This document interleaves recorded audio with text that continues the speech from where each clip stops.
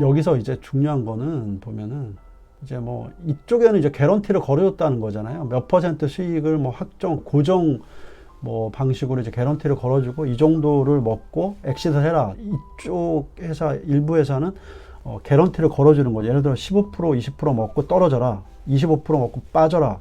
그럼 너는 투자 수익에 대한 배당은 끝난 것이기 때문에 이 사업에서 엑시트한다. 이런 구조로 이 공모지침 계획이 작성된 것 같은데, 여기서 이제 보면 우리가 성남의 뜰 이 공법인이 왜 중요하냐면 공익사업이잖아요. 이게 공익사업이기 때문에 우리가 공익사업 토지보상법을 봐야 됩니다. 토지보상법을 보면요, 토지보상 공익사업을 위한 토지 등이라고 치면 아마 이 정도만 쳐도 나올 거야. 아마 여기 나오잖아요, 그죠? 여기 뭐 이게 왜 중요하냐면은 여기 공익사업에 필요한 토지 등은 협의 또는 수용 여기 이제 뺏는다는 거거든요. 강제집행에서 뺏는다는 얘기거든요. 손실 보상에 관한 사항을 규정함으로써 공익사업 이게 뺏는다는 게 이제 그냥 뭐 무조건 그냥 갖고 와 이게 아니라 감정평가업자들이 수개의 감정평가들이 감정평가를 공정하게 해가지고 이 금액을 주고 사온다는 거예요. 근데 이제 사오지 못하면 결국은 이제 뺏을 수도 있다라는 걸 하는 거지, 막 뭐 이렇게 들이닥쳐서 이렇게 하는 것은 아니고. 여기 보면요, 이제 요거에 의해서 이제 중요한 게 보세요. 이제 검색을 해봐요. 사업 인정고시 요거를.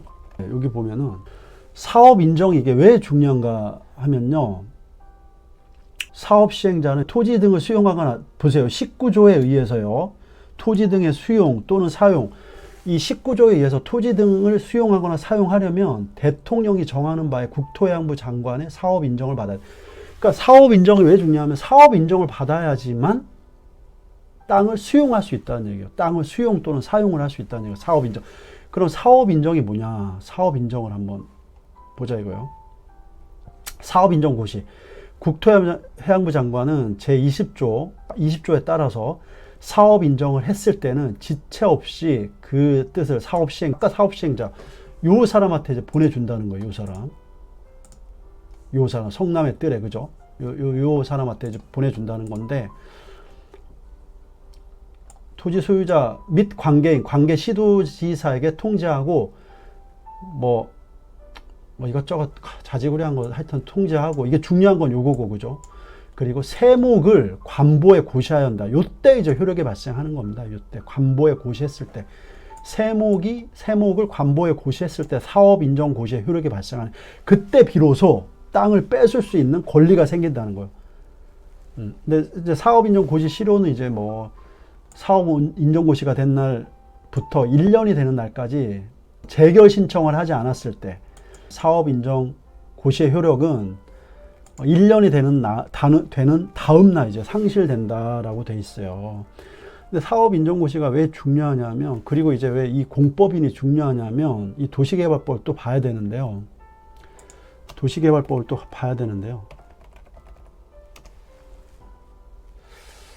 이게 바로 나왔잖아요, 그죠? 도시개발법을 보면 왜 이게 중요하냐면요. 여기도 사업 인정 고시를 치면 돼요. 사업 인정. 여기 보면 이제 쭉 내용이 나와 있잖아요. 여기 보세요. 도시개발법에는 토지 등의 수용, 사용, 아까는 이제 공익사업이잖아요. 토지보상법이잖아요. 공익사업을 위한 토지 등의 보상에 관한 법률이잖아요. 거기에도 토지 수용 또는 사용에 대한 어떤 법적 성격이 나와 있었고, 여기도 이제 토지 등의 취득, 수용 또는 사용에 대한 정의가 나와 있어요. 시행자, 즉 성남의 뜰은 도시개발 사업에 필요한 토지 등을 수용하거나 사용할 수 있다. 다만 11조 1항 제5호 7호부터 11호까지 규정은 여기에 제일 중요한 거예요. 같은 항 제1호부터 4호까지 규정에 해당하는 자가 100분의 50비율을 초과하여 출자한 경우에는 제외한다예요. 제외한다. 이게 뭘 제외해요? 뭘 제외하냐면, 자 보세요. 뭘 제외하냐면, 자, 사업 시행자는 사업 대상 토지 면적의 3분의 2 이상 해당하는 토지 소유자와 토지를 소유해야 된다. 땅을 사야 된다는 얘기예요. 그죠? 돈을 끌어다가. 그리고 토지 소유자 총수에, 예를 들어서 여기에 토지 총소유자가 5만 명이다. 그럼 2만 5천 명의 동의를 받으러 몇 년 동안 돌아다녀야 된다는 거예요. 몇 년 동안. 이 경우 토지 소유자의 동의 요건 산정 기준일은 도시개발구역 지정 고시를 기준으로 하며 그 기준을 이후 시행자가 취득한 토지에 대해서는 동의 요건에 필요한 토지 소유자의 총수에 포함하고 이를 동의한 자의 수로 산정한다. 그리고 여기 나와 있잖아요. 1항에 따른 토지 등의 수용 또는 사용에 관해서는 이 법의 특별한 도시개발법 특별한 규정이 있는 경우 외에는 공익사업을 위한 토지 등의 취득 및 보상에 관한 법률을 준용한다. 즉 바꿔서 얘기하면 여기서 성남의 뜰이 가장 중요한 역할을 했던 거는 일단은 신뢰 수준을 네임밸류를 끌어올리는 거. 엄청난 네임밸류를 끌어올리는 거. 그리고 토지 면적의 3분의 1을 다 매입을 하고 엔드의 조건이에요. 토지 면적의 도시개발 면적에 여기에 보면 이 엄청난 거의 30만 평 가까이 된 30만 평이니까 한 30만 평의 3분의 2니까 한 20만 평을 넘게 매입을 해야 되는구나. 3분의 2 면적을 취득하고 여기 보면 3분의 2 면적을 취득하게 돼 있잖아요. 여기 보면 토지 면적의 3분의 2 면적을 취득을 해야 되잖아요. 그죠? 와, 그러면 전체 99만 100만 평이라고 100만 평에 준한다고 생각하면은 거의 보면은 70만 평의 땅을 소유해야 된다. 땅을 취득을 해야 된다. 취득을 하고 엔드 그리고 토지 총소유자 여기 5만 명 있으면은 이 100만 평 안에 5만 명이 있으면은 2만 5천 명의 땅 주인들한테 동의를 받아야 된다는 거예요. 이게 수용을 하려면요. 땅을 뺏으려면요. 땅을 이 도시개발 사업을 도시개발을 예를 들어서 A라는 개똥이라는 주인이 있는데 개똥이, 말똥이, 소똥이가 있어요. 근데 개똥이, 말똥이, 소똥이 땅을 내가 갖고 와서 개발해갖고 다시 돌려주는 거 한지 방식밖에 없어요. 소유권을 그대로 보존하는 거는. 다 뺏어와서 이 시행자가 다 뺏어와가지고요. 새로 땅을 뭐 예를 들어 농지 임야 뭐 다 있을 거 아닙니까? 그러면 이거를 상업용지, 뭐 준주거용지, 준주거 지역 막 잘라가지고 아파트 용지, 뭐 그다음에 단독주택, 연립주택 부지, 상업 지역 막 이렇게 잘라가지고 이걸 팔아가지고 이제 사업에 들어간 비용을 충당하고 나머지는 분양해가지고 충당하고 나머지 분양해서 수익을 거두는 거예요. 이거 한지 방식은 다 원래 주인한테 돌려주는 거지만 이거는 내가 결국은 수익 사업이거든요. 그렇지만 이제 아파트 뭐 이제 공법인이 들어가 있기 때문에 이게 공익 사업으로 전환되는 거죠. 아파트 개발 사업 이런 것들이. 이게 엄청나요. 네임밸류를 엄청나게 올린다. 그리고 면적 3분의 2, 총 소유자 2분의 2 이상 해당하는 자의 동의를 받아야지만 수용을 할 수 있다.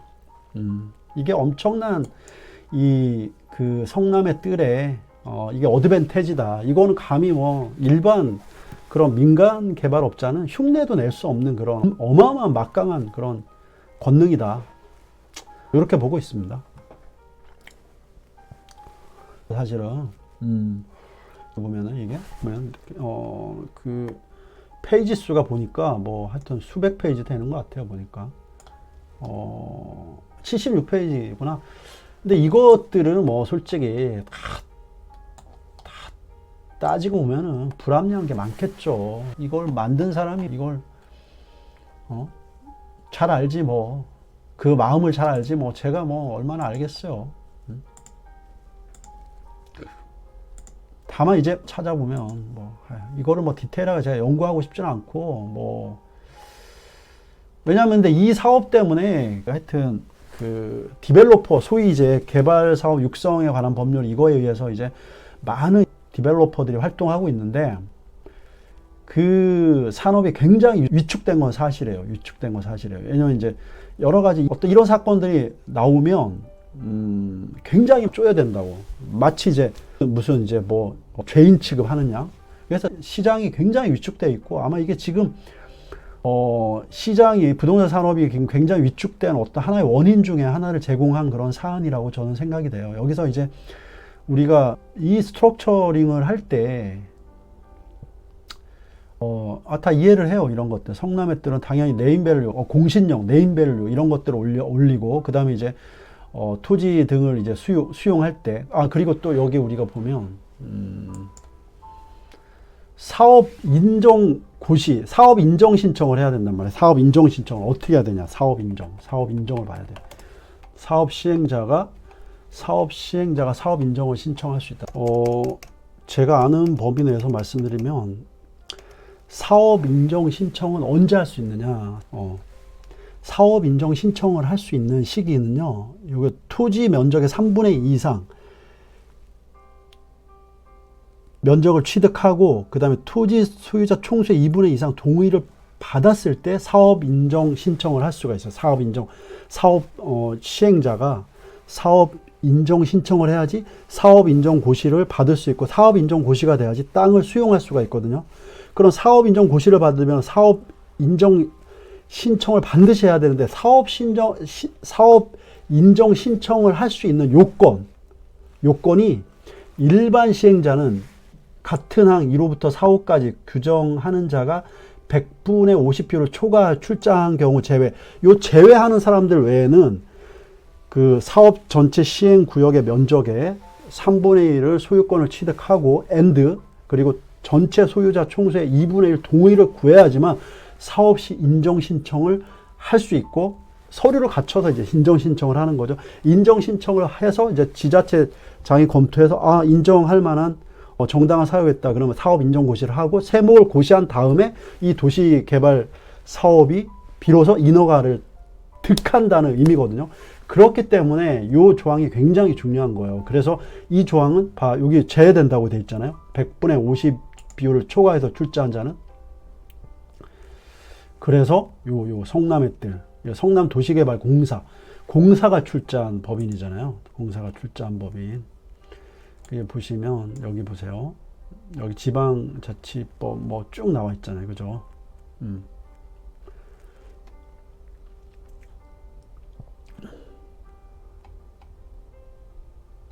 11조였죠, 아까. 지방 공기업에 따라 설립된 지방공사. 이제 1에서 5가 출자한 기업. 왜 이걸 얘기했냐면, 50% 이상 그 출자한 경우에는 그 면적의 3분의 2 일단 하지 않아도 되고요. 그 다음에 플러스 2분의 1 토지 소유자 동의를 구하지 않아도 된다는 것 때문에 이렇게 했는데, 여기 보면은 드디어 찾았다. 아까 바로 찾았는데 왜 이렇게 오래 걸리지? 제11조 1항 1호부터 5호까지, 7호부터 9호까지, 자지구리하겠는데 이것만 한번 보자고요. 1항 제1호부터 5호까지 해당하는 자가, 1항부터 5호까지 해당하는 자가 100분의 50 이상 출자한 법인. 1항부터 5호까지가 어디예요? 이게 여기 보면 이거잖아요. 국가지자체, 지방공기업법에 따라 설립된 지방공사. 그럼 이거는 지방공기업법에 따라서 설립된 지방공사잖아요. 성남도시개발공사. 이렇게 설립함으로 인해서 일단 이 회사의 공신력이 올라가고 네임밸류, 크레딧이 올라가기 때문에 이런 투자자, 파이낸싱 투자자들을 쉽게 모집을 할 수 있고, 사업이 굉장히 용이해지고, 또 하나 공익사업, 여기 공익사업을 도시개발법을 하려고 하다 보면은 사업 인정. 아까 여기 이거잖아요. 보면 중요한 거는 토지 수용 또는 사용을 하려면 사업 인정 고시 신청을 해서 사업 인정 고시를 받아야지만 할 수 있는데, 사업 인정 고시를 받기 위해서 사업 인정 신청을 하려면 사업 대상 토지 면적의 3분의 2 이상 토지를 소유하고 토지 총소유자 2분의 1 동의를 받아야 되는 거. 이게 치명적인 거예요. 이게 언제까지 하고 있냐고, 이거를 일일이 찾아다니면서 이 사업 설명하면서. 이게 어렵다는 거예요. 이거를 제외시켜 준다는 거죠. 여기에 키가 있는 거예요. 여기에 키가 있다고 생각을 하고 있습니다. 이 엄청난 프로젝트가 한순간에 해결될 수 있는 솔루션을 제공한 거죠. 오늘은 이거를 이제 공모지침서부터 해서 더 이상 살펴보면 또 이게 연구가 되기 때문에 대장동의 어떤 제가 생각하는 키포인트는 이 정도 되고요. 그리고 이제 나머지 좀 디테일한 것들은 검색해보면 본인 스스로가 다 연구할 수 있습니다. 어디가 조금 내가 생각하는 거와 좀 다른지, 어디가 좀 불합리한지, 어디가 좀 문제가 있는지 스스로 살펴보면 다 알 수 있고요. 그래서 이제 제가 실무적으로 짚어본 거는 이 정도로 마무리를 하고요. 다음부터는 정말 이제 그냥 기존에 진행했던 강의 프로시저대로 순서대로 진행을 할 수 있도록 하겠습니다. 대장동 프로젝트는 이것으로 마무리를 하고 다음에는 더 알차고 더 충실한 내용으로 다시 찾아뵙겠습니다. 감사합니다.